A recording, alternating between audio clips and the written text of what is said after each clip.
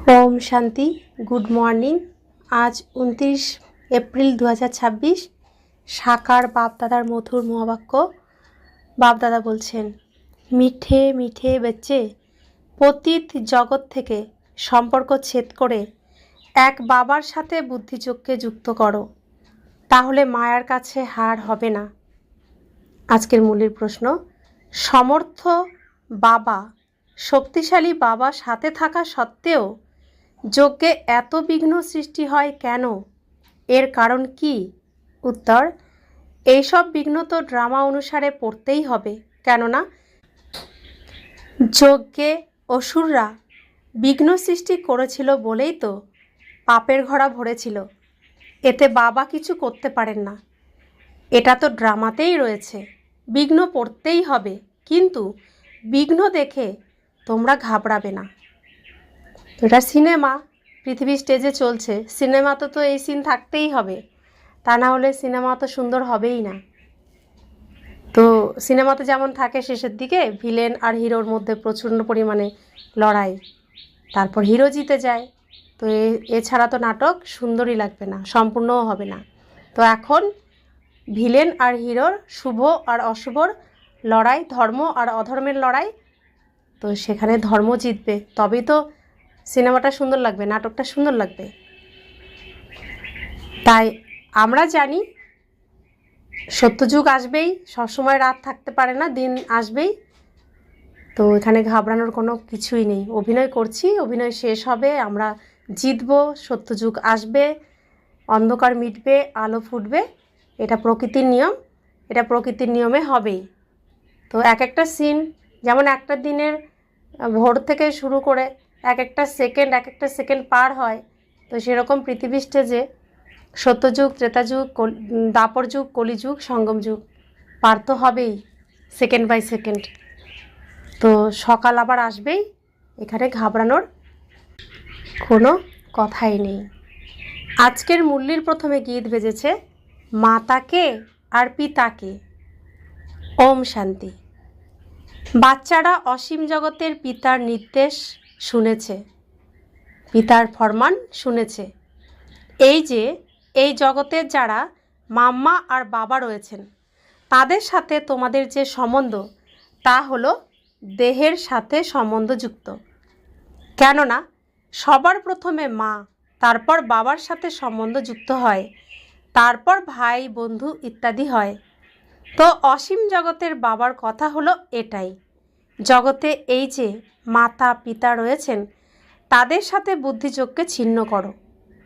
এই জগতের সাথে সম্বন্ধ রেখো না, কারণ এ সবই হলো কলিযুগী ছিছি সম্বন্ধ। জগৎ অর্থাৎ দুনিয়া, এই পতিত দুনিয়ার থেকে বুদ্ধির যোগকে ছিন্ন করে একমাত্র আমার সাথে যুক্ত করো, আর তারপর নতুন জগতের সাথে যুক্ত করো।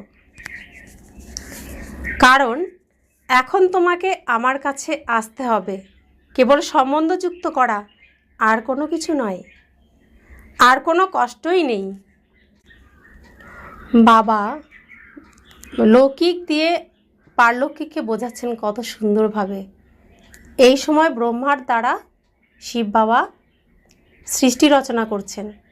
তো ব্রহ্মা আমাদের মা, ব্রহ্মার তন হলো আমাদের মা, আর মুরলীর জ্ঞান হলো দুগ্ধ, আর বাবা হলেন শিব বাবা।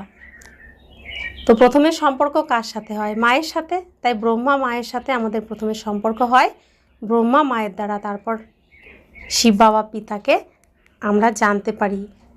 তা আমাদের এখানে সম্বন্ধ তৈরি হয় মাতা পিতা আর সন্তানের। তো বাবা বলছেন এটুকুই তোমরা মনে রাখো, আর তো কোনো কষ্ট দিই না। বাবা বলছেন সম্বন্ধ তারাই জুড়বে যারা ডাইরেকশন পায়।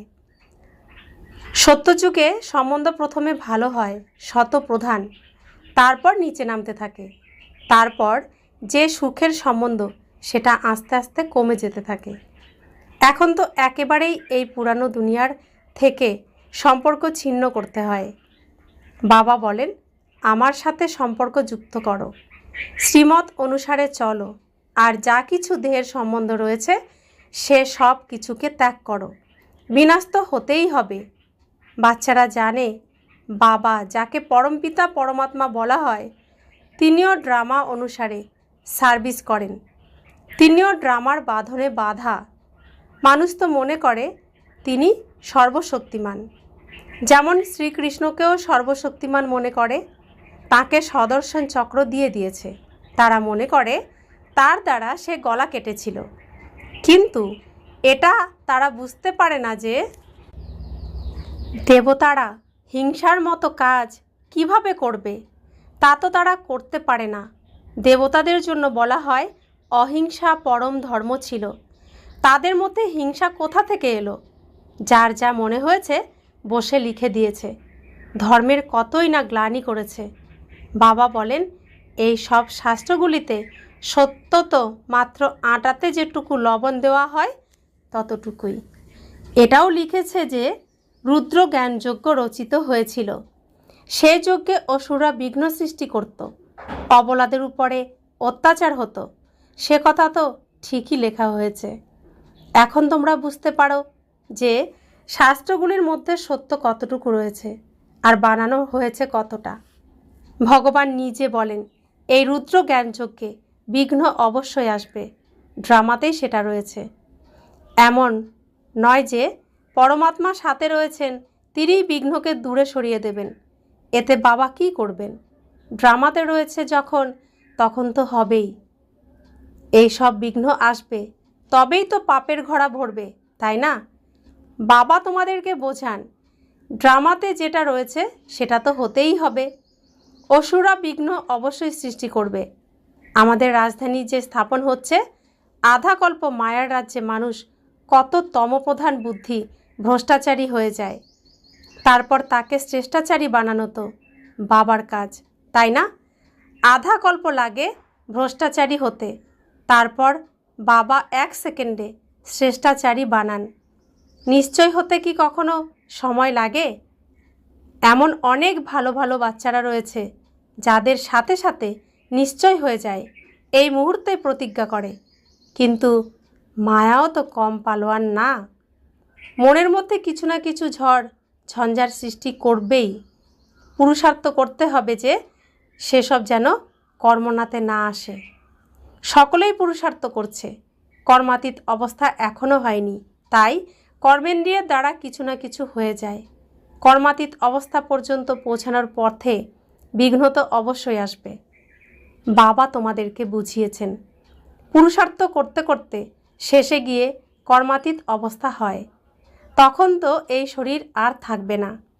সেজন্য সময় লাগে, কিছু না কিছু বিঘ্ন পড়বেই। কখনো কখনো মায়া হারিয়েও দেয়। বক্সিং যে চায় যে বাবা স্মরণে থাকি, কিন্তু থাকতে পারে না। অল্প বিস্তর যেটুকু সময় এখনও বাকি রয়েছে, ধীরে ধীরে সেই অবস্থাকে ধারণ করতে হবে। জন্মানোর সাথে সাথেই তো কেউ রাজা হয়ে যায় না। ছোট বাচ্চা ধীরে ধীরে তো বড় হবে, এতে তো টাইম লাগে। এখন সময় আর অল্প বাকি রয়েছে। সব কিছুই পুরুষার্থের উপরেই নির্ভর করছে। অ্যাটেনশান দিতে হবে। যেভাবেই হোক আমরা বাবার থেকে উত্তরাধিকার অবশ্যই নেব। মায়ার সাথে মোকাবিলাও অবশ্যই করব। মায়াও তো কম নয়। বাবা বলেন, বাচ্চারা, তোমাদেরকে আমি এখন বোঝাচ্ছি, বাবার দ্বারাই তোমরা সদ্গতি পেয়ে থাকো। তারপর এই জ্ঞানের আর দরকারই থাকে না। জ্ঞানের দ্বারা সদ্গতি হয়ে যায়। সদ্গতি বলা হয় সত্যযুগকে। তো মিষ্টি মিষ্টি বাচ্চাদের এখন এই লক্ষ্য প্রাপ্ত হয়েছে। বাচ্চারা এও জানে যে ড্রামা অনুসারে সৃষ্টিরূপী বৃক্ষ বড় হতে টাইম তো লাগবেই। বিঘ্ন তো অনেক পড়ে, চেঞ্জ হতে হয়। কড়ি থেকে হীরের মতো হয়ে উঠতে হয়। রাত দিনের প্রভেদ হয়ে যায়। দেবতাদের মন্দির এখনো পর্যন্ত তৈরি করে যাচ্ছে। তোমরা ব্রাহ্মণরা এখন মন্দির বানাবে না, কারণ সেটা হলো ভক্তিমার্গ। দুনিয়া এখন জানে না যে ভক্তিমার্গ সমাপ্ত হয়ে এখন জ্ঞানমার্গ জিন্দাবাদ হবে। সে কথা কেবল তোমরা বাচ্চারাই জানো। মানুষ তো মনে করে কলিযুগ এখন শৈশবে। তাদের সব কিছুই হলো শাস্ত্রকেন্দ্রিক।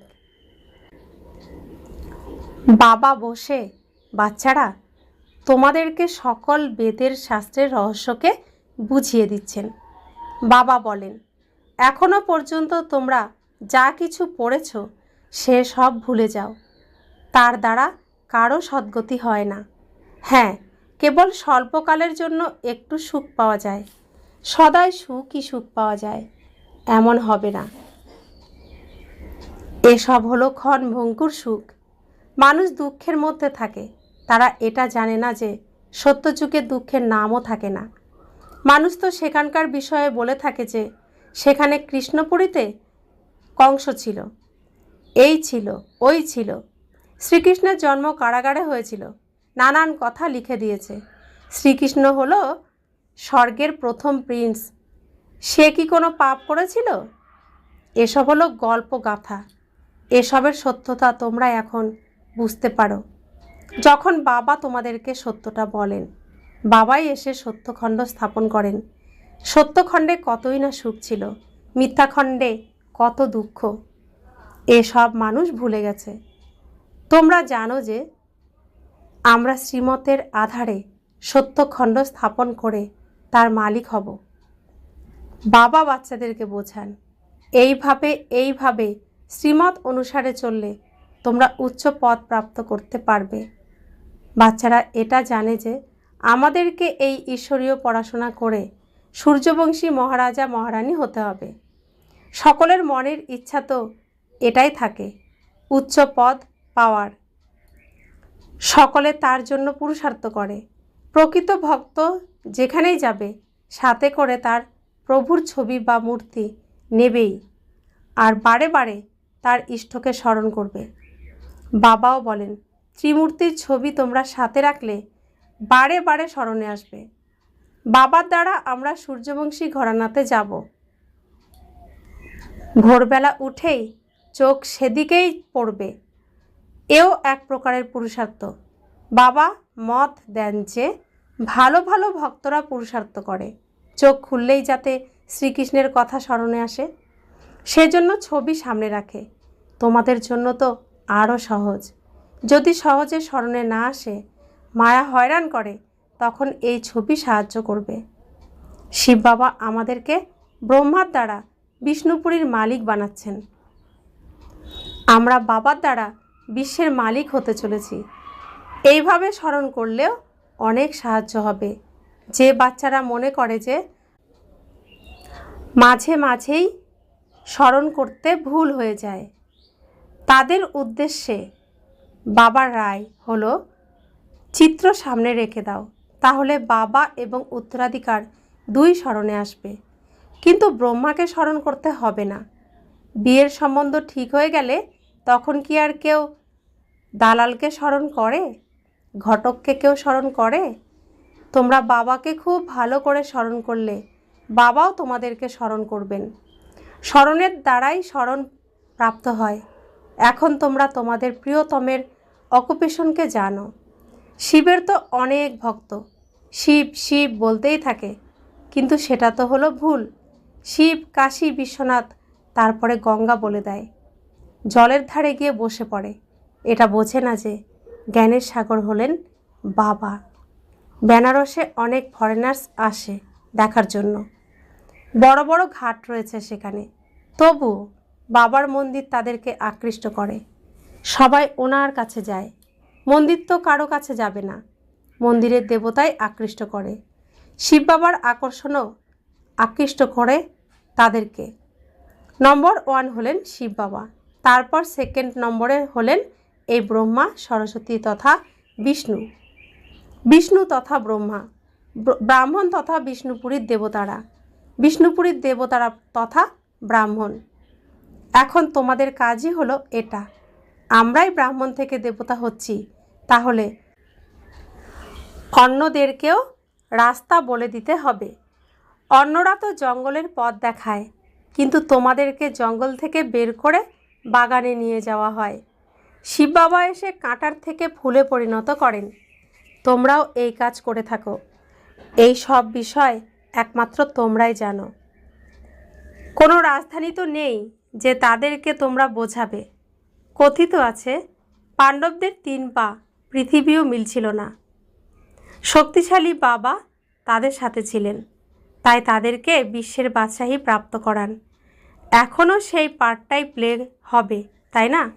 বাবা হলেন গুপ্ত। শ্রীকৃষ্ণের উপরে তো কোনো বিঘ্ন আসতে পারে না। এখন বাবা এসেছেন, বাবার কাছ থেকে উত্তরাধিকার নিতে হবে। তার জন্য পরিশ্রম করতে হয়। প্রতিদিন নতুন নতুন পয়েন্ট আসতে থাকে। দেখা গেছে যে প্রদর্শনীতে ভালো প্রভাব পড়ে।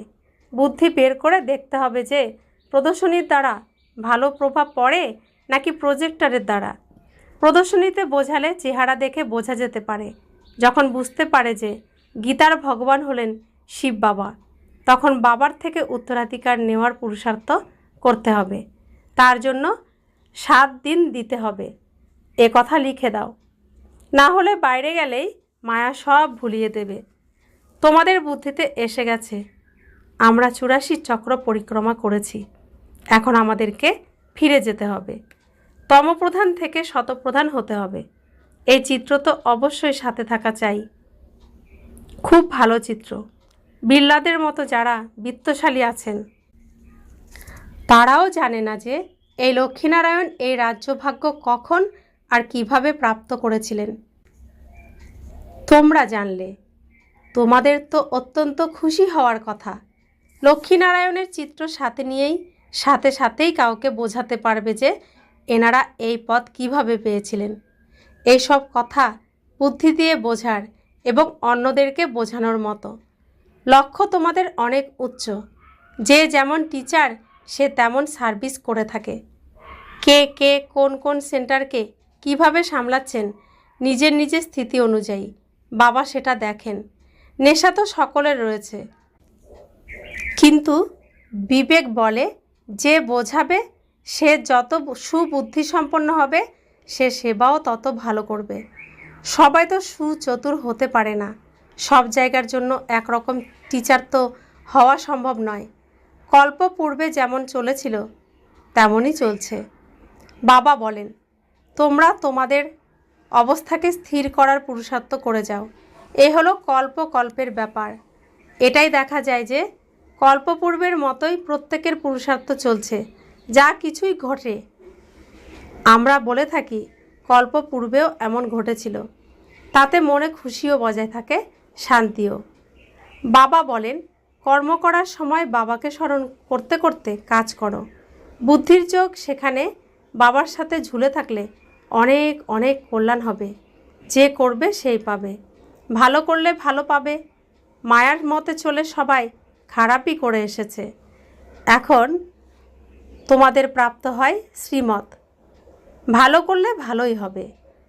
প্রত্যেকে নিজের জন্যই পরিশ্রম করে, যেমন করবে তেমনই পাবে। তাহলে কেন না আমরা বাবার সাথে যোগযুক্ত হয়ে সার্ভিস করতে থাকি? যোগের দ্বারা আয়ু বৃদ্ধি পাবে। স্মরণের যাত্রার দ্বারা যদি নিরোগী হতে হয় তবে কেন না আমরা বাবার স্মরণে থাকি? যথার্থ হলে কেন না আমরা চেষ্টা করি? জ্ঞান তো একেবারেই সহজ। ছোট বাচ্চারাও নিজেরা বুঝে যায় আর বোঝায়ও, কিন্তু তাতে তো যোগী হয়ে গেল না। এটা পাকা করাতে হবে যে স্মরণ করো। যারা মনে করে যে মাঝে মাঝেই স্মরণ করতে মনে থাকে না, তারা চিত্র কাছে রাখো, সেটাও ভালো। ভোরবেলায় ছবি দেখেই মনে পড়ে যাবে যে শিব বাবার থেকে আমরা বিষ্ণুপুরীর উত্তরাধিকার নিচ্ছি। এই ত্রিমূর্তির চিত্রই হলো প্রধান, যার অর্থ তো তোমরা এখন বুঝেছ। দুনিয়াতে এমন ত্রিমূর্তির চিত্র আর কারো কাছেই নেই। এ তো একেবারেই সহজ। আমরা লিখি বা না লিখি এটা তো সবাই জানে যে ব্রহ্মার দ্বারা স্থাপনা, বিষ্ণুর দ্বারা পালন। ব্রহ্মার দ্বারা স্থাপন, বিষ্ণুর দ্বারা পালন। তো আজ ব্রহ্মা স্থাপন করছেন, কাল বিষ্ণুরূপে পালনাও দেবেন। তো সেই সব রহস্যই শিব বাবা আমাদের বোঝাচ্ছেন। अच्छा, मीठे मीठे सिकिला दे बच्चों प्रति माता पिता बाप दादा का याद प्यार और गुड मॉर्निंग। रूहानी बाप की रूहानी बच्चों को नमस्ते। हम रूहानी बच्चों की रूहानी माता पिता बाप दादा को याद प्यार, गुड मॉर्निंग और नमस्ते नमस्ते नमस्ते। शुक्रिया बाबा, शुक्रिया बाबा, शुक्रिया। धारणार जन्य मुख्य सार। প্রথম ধারণা, মায়ার বক্সিংয়ে কখনো যেন তোমাদের হার না হয় এ বিষয়ে খেয়াল রাখতে হবে। কল্পপূর্বে স্মৃতির দ্বারা নিজের অবস্থাকে মজবুত করতে হবে, খুশিতে আর শান্তিতে থাকতে হবে। দ্বিতীয় ধারণা, নিজের ভালোর জন্য শ্রীমত অনুসারে চলতে হবে। এই পুরানো দুনিয়ার সাথে সম্পর্ক ছিন্ন করতে হবে। মায়ার ঝড় থেকে বাঁচার জন্য চিত্রকে কাছে রেখে বাবা আর উত্তরাধিকারকে স্মরণে রাখতে হবে। বরদান, মনন দ্বারা বাবার প্রপার্টিকে নিজের প্রপার্টি করে তোলা। দিব্য বুদ্ধিমান ভব। বাবার কাছ থেকে যা কিছু খাজানা পাওয়া যায়, যদি সেগুলো নিয়ে মনন করো তাহলেই অন্তরে গেঁথে যাবে। প্রপার্টি তো সকলেই সমানভাবে পেয়েছে, কিন্তু যারা মননের মাধ্যমে সেগুলো নিজের করে নেয় তারাই তার প্রকৃত আনন্দ আর নেশা অনুভব করে।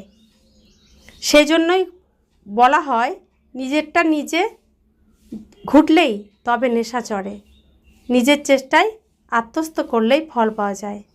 যারা সব সময় এই মননের আনন্দেই মগ্ন থাকে তাদের দুনিয়ায় কোনো জিনিস ঝঞ্ঝাট আকর্ষণ করতে পারে না।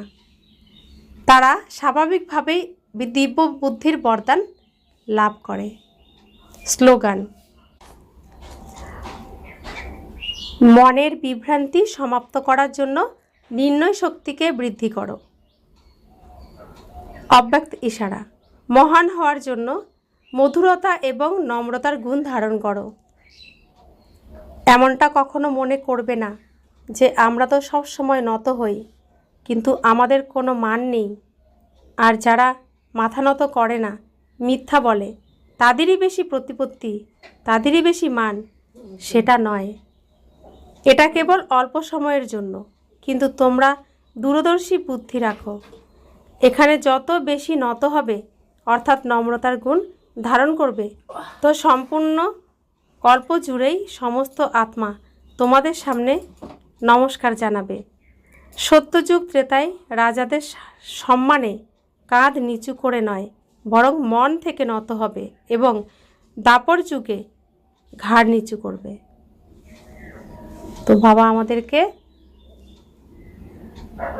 আজ রাজা হওয়ার জন্য যা যা পদ্ধতি অবলম্বন করতে হবে সমস্তটাই বুঝিয়েছেন। কারণ বাবা সবাইকে, সব বাচ্চাদেরকে রাজা বানাতে এসেছেন।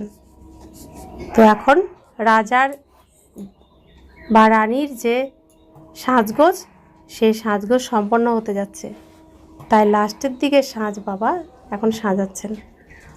আর আমাদেরকে স্থিরভাবে এই সাজে সেজে উঠতে হবে।